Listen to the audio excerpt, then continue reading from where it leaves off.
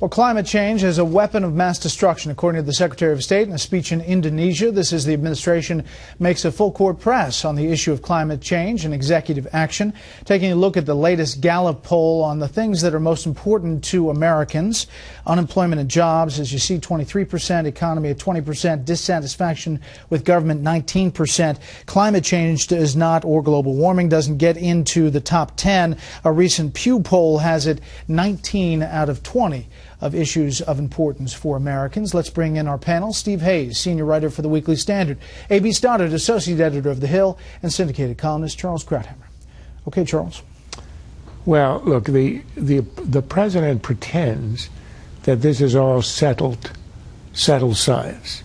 I mean, Newton's laws were considered settled for 200 years until a patent clerk in Switzerland turned them over with a single paper in 1903, and that was pretty settled science. The idea that this is all settled is absurd. However, even if you accept it, then you look at what he did last week. He wants to pretend that these individual weather events are the cause of global warming, which is supposedly the settled science. And as you showed earlier in the show in the New York Times, which is not exactly a right-wing rag, it says that there is no definitive evidence that it's causing the drought in the West Coast. In fact, I'm quoting here, the most recent computer projections suggest that as the world warms, it should be getting wetter, not drier out there in the winter. So if you accept the settled science of climate change, you would have the exact opposite effect as what we saw last week in California. So the arrogance of this is rather appalling. But worse is the application of it to our economy, shutting the coal industry, hurting us into mass transit, getting us out of our larger cars. All of this is driven by this ideology, which in and of itself is a matter of almost theology. A.B., what about the push now to focus on this now? There were some over the weekend who said, you know, maybe this has to do with the fact that Republicans didn't bite on the debt deal, the fact that they don't want to talk about Obamacare, that this is leading the way for something for Democrats to hang on to heading into the midterms. Yeah, well, first of all, before we get into the politics, President Obama and John Kerry believe this. They believe that this is settled. Their supporters believe this. The military is planning for climate management in the years to come because it feels that it must. But politically, this is really a risk for President Obama, pushing now when he's trying for one goal, which is to save a Democratic Senate majority, to try to galvanize groups on the left to turn out in the midterm elections by using executive actions which actually convince voters who are unhappy with the direction of the country, even those in his own party, and feel that he's powerless. Hey, why vote for my member of Congress if he can do everything from the White House with a phone and a pen? So is this going to, is all of these decisions, new regs, will it lead both to a narrative from the Republicans that he is an imperial president and doing extra constitutional things without the Congress and he's not allowed to, or will it be outweighed by the benefit of Democrats turning out at the polls? I think it's risky. One of the proposed environmental regulations, Steve, is, and it's in the public comment stage, is one that would require all new coal-burning power plants built in the U.S. to be outfitted with what's called carbon capture and storage, CCS technology. A recent hearing, the cost of that was explored.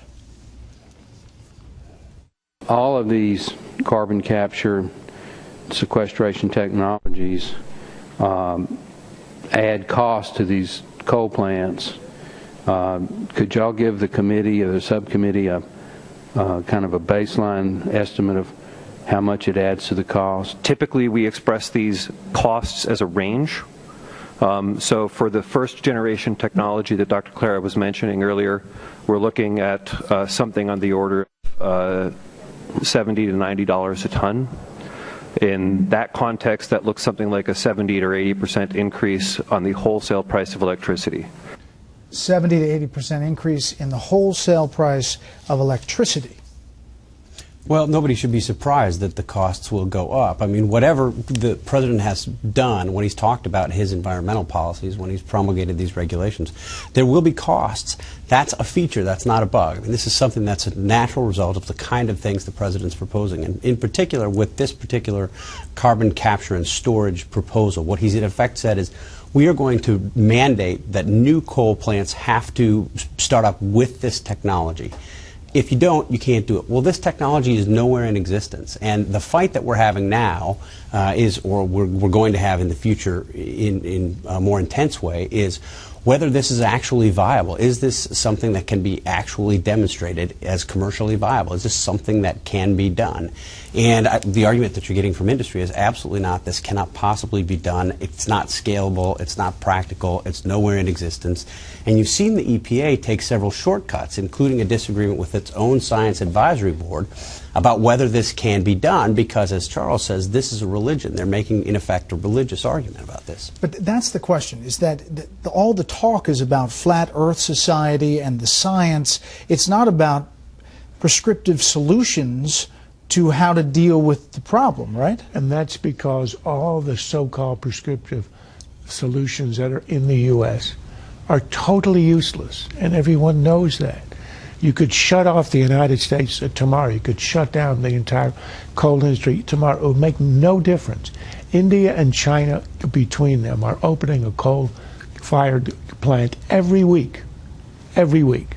So it makes no difference what America does. I would say there's actually a good reason that carries in Indonesia. I support that. Indonesia is the third biggest carbon emitter in the country, in the world, after China and the U.S. If you get a world to pack on this, I would support it. I'm asking politics questions, but can he fire up the base enough and not make moderates in the Democratic Party mad enough to skate by in the midterms? That's really the question, Brett, because they think that coal is already leased too cheaply.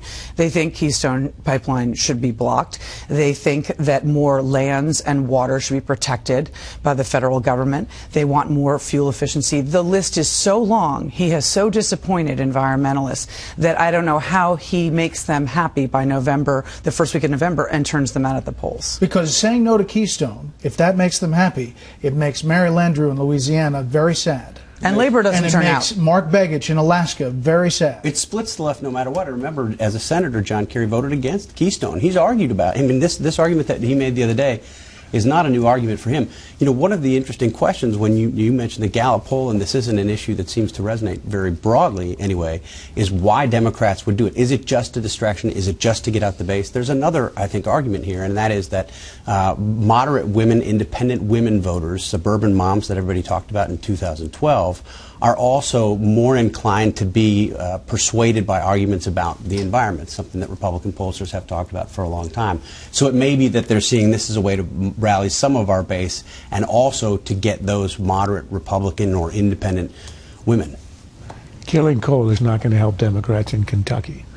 So this is a losing proposition for the country and Democrats.